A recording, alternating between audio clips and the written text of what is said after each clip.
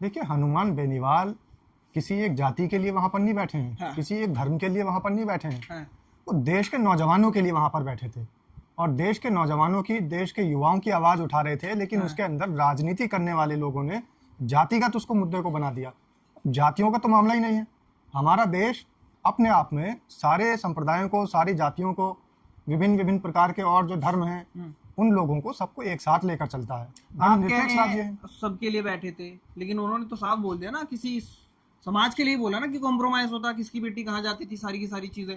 तो वो तो कैसी कहीं ना कहीं जाएगी ना बात। देखिए, समाज, समाज के अंदर कोई जाति नहीं आती, समाज के अंदर पूरा समाज आता है। और समाज में क्या है, हमारे देश की एक खूबसूरती रही है। और हमारा देश, सबसे पहली बात तो यह है कि सबसे अलग क्यों है और देशों से अच्छा क्यों है, क्योंकि सभी देशों के अंदर एक समुदाय को, एक समाज को, एक जाति को प्रमोट किया जाता है। हमारा देश ही सिर्फ एक ऐसा देश है जिसमें विभिन्न प्रकार की जातियों को, विभिन्न प्रकार के संप्रदायों को, विभिन्न प्रकार के तरह तरह के जो और समुदाय हैं उन लोगों को सबको रहने का अधिकार है, समतामूलक शासन है और धर्मनिरपेक्ष राज्य कहलाता है। यही हमारे देश की महापुरुषों खूबसूरती के है। बारे में उल्टा बोलना भी तो गलत चीज है ना। इस बार तो इन्होंने साफ बोल दिया सबसे कि पहले तो रोटी बेटी का आपको सौदा हो जाता था 70 किलोमीटर दूर सबसे से पहले तो compromise। आपको ये पैमाना तय करना होगा कि आखिर जिनके बारे में आप बोल रहे हैं कि उनके महापुरुष वो हैं या नहीं है। महापुरुष किसको कहा जाता है, पहले तो आपको ये तय करना पड़ेगा। हमारे देश के अगर महापुरुषों की बात आएगी तो हमारे देश के महापुरुषों के अंदर हमेशा से नाम आया है महात्मा गांधी का। हमारे देश के महापुरुषों में हमेशा से नाम आया है सुभाष चंद्र बोस का। हमेशा से नाम आया मौलाना अबुल कलाम आजाद का। हमेशा से नाम आया भगत सिंह का, सुखदेव का, राजगुरु का, तो चंद्रशेखर आजाद का। तो ये सारे जो महापुरुष जिनको आप बता रहे हैं, तो ये तय करना होगा कि क्या दूसरा समुदाय, दूसरे धर्म, दूसरी जाति उनको महापुरुष एक्सेप्ट करते हैं या नहीं करते। फिर तो वही बात हो गई कि आप एक तरफ तो एक जो समाज सेवी हैं उनको वीर बता दीजिए, दूसरी तरफ उनको बताया जाता है कि वो माफी वीर हैं, और ये भी बताया जाता है कि वो मुखबिर हैं, और ये भी बताया जाता है कि इसके प्रमाण भी रखे हुए हैं। तो तय आपको करना पड़ेगा ना, देश के अंदर कौन वीर है, कौन महापुरुष है। ऐसे ही किसी के कहने से कोई महापुरुष थोड़ी ना बन जाए। हनुमान बेनीवाल की वो जो 70 किलोमीटर दूर से ही कॉम्प्रोमाइज हो जाते थे कि हम आ रहे हैं आप वहीं रहिए, उस बात को आप नहीं मानते कि कहीं ना कहीं ठाकुर समाज को इस बात से चिढ़ना चाहिए? क्यों बोला जा रहा है इस तरीके से? अभी आपने देखा इस देश के अंदर ठाकुर समुदाय के ही एक व्यक्ति को भारतीय जनता पार्टी के आरएसएस के प्रवक्ता ने, जो कि शुक्ल हैं, गंदी गंदी गालियां दी। और उनको गालियां नहीं दी, इस पूरे देश की महिलाओं को गालियां दी।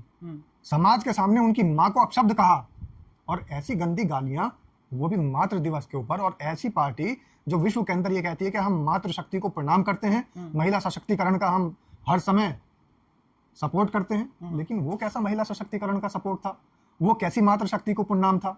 क्या आप टीवी डिबेट में बैठ करके ठाकुर समाज के एक व्यक्ति को, उनकी माँ की गालियां दे रहे हैं, उनकी माँ बहनों को गालियां दे रहे हैं? उस समय जब ठाकुर समाज को नहीं बुरा लगा, जाट और ठाकुर हो गया है हनुमान बेनीवाल वाला पूरा मैटर, तो इसको कैसे देख रहे हैं आप? इसको हम सिर्फ ऐसे देख रहे हैं कि ठाकुर समाज, जाट, ब्राह्मण, कायस्थ, ये सब जितना भी जातिवाद फैलाया जा रहा है, ये जहर है इस देश के आगे बढ़ने में, इस देश की प्रगति के अंदर, इस देश के विकास के अंदर। ये सब जहर है। कोई ठाकुर है, कोई जाट है, कोई ब्राह्मण है, ये सब कर्म से बने हैं। ऐसा कोई सिस्टम नहीं है कि सब ईश्वर के यहाँ से, भगवान के यहाँ से कोई ठाकुर बनकर आया है, कोई ब्राह्मण बनकर आया है, कोई राजा बनकर आया है, तो कोई निचले तबके का व्यक्ति बनकर आया है। ऐसा नहीं है। वहां करनी सेना ने अल्टीमेटम दे दिया है।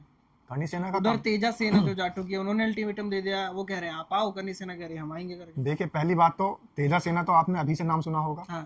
करनी सेना का तो बहुत दिन से सुनते चले आ रहे हैं। हाँ। किस बारे में आप नाम सुनते हैं करनी सेना का? वही अपने महापुरुषों के लिए लड़ रहे हैं करनी सेना। अच्छा। हाँ। अपने महापुरुषों के लिए लड़ते हैं, दूसरों के घरों पर बुलडोजर चला देते हैं। हाँ। अगर कोई व्यक्ति लोकसभा के अंदर बैठकर, संसद के अंदर बैठकर अगर कोई बात रखना चाहता है, अपनी अभिव्यक्ति की आजादी व्यक्त करना चाहता है, तो उसके घर पर तुरंत बुलडोजर लेकर जाएं और उसके घर को ध्वस्त कर दें, उसके ऊपर जानलेवा हमला करें, वहां बाइक तोड़ दें, मोटरसाइकिल तोड़ दें, कारें में आग लगा दें, हाहाकार मचा दें, त्राहिमाम कर दें चारों तरफ। ये सेना है। हम ऐसी सेना को कुछ नहीं मानते।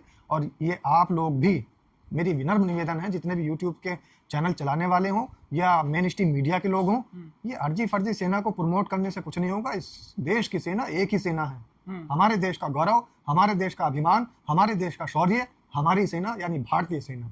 और ये पता नहीं आप कहाँ कहाँ से नाम निकाल के लेकर आ जाते हैं, कोई सा दल, कोई सी सेना। तो ऐसी अर्जी फर्जी दल और अर्जी फर्जी सेनाओं को हम समर्थन नहीं करते। और जो लोग भी इनका समर्थन करते हैं वो लोग हैं जिनको नौकरियां नहीं मिली। नागौर जाएंगे और हनुमान बेनीवाल को उनके घर तक जाएंगे, फिर देखो क्या होता है। ये गिदड़ भपकी है। जैसे उन्होंने कहा कि 8 तारीख को हम आ रहे हैं, तो दूसरी तरफ से भी फिर उन्होंने कह दिया कि हमारी भी सेना है। ईंट का जवाब पत्थर से मिला। अब ये सारी चीजें सिर्फ और सिर्फ एक राजनीतिकरण के लिए बन रही हैं, और ये सिर्फ एक बनी हुई कहानी है कि भारत के अंदर जब बेरोजगारी माफी थी मांग तो लेना सेनाएं हनुमान बन गई। बेनीवाल, क्या दिक्कत है? अच्छा, माफी मांग लें, और ये जो सेनाएं हैं ये क्यों नहीं माफी मांग रही हैं? जब ये रामजी लाल सुमन के घर पर हमला करती हैं और एक तरफ मुख्यमंत्री योगी आदित्यनाथ की रैली चल रही होती है, उनका भी प्रोटोकॉल है, तो इन्होंने क्यों नहीं माफी मांगी? तब ये नंगी तलवारें लहराते हैं आगरा के अंदर, और जगह जगह ये बताते हैं कि हमें हथियार रखने का पूरा अधिकार है, कोई शस्त्र लाइसेंस लेने की जरूरत नहीं है। खुलेआम सड़कों पर ये हथियार नजर आते हैं लहराते हुए, तब ये नहीं माफी मांगते हैं। तो माफी तो इन लोगों को मांगनी चाहिए, और सबसे बड़ी बात तो ये, इनको सेना जब इन्होंने बनाई है, सेना बनाने पे ही माफी मांगनी चाहिए, और इनको ये कहना चाहिए कि हमारे देश के अंदर हमारी एक ही सेना, हमारे देश की सेना, भारतीय सेना, हमें किसी अर्जी फर्जी सेना की जरूरत नहीं है। और जो हम लोगों ने गलती से करनी सेना कुछ राजनीति के तहत बना ली थी, वो सिर्फ इसलिए बना ली थी क्योंकि भारत देश के अंदर भारतीय जनता पार्टी के नेताओं ने और इस देश के प्रधानमंत्री, यशस्वी प्रधानमंत्री माननीय नरेंद्र दामोदर दास मोदी जी ने जो कहा था कि हर वर्ष 2 करोड़ नौकरियां देंगे, वो नौकरियां मिल नहीं पाई। बच्चे रोजगार के लिए तरस रहे थे, बेरोजगारी ज्यादा बढ़ रही थी। सेना में भर्ती का जब नंबर आया तो अग्निवीर का लॉलीपॉप थमा दिया गया।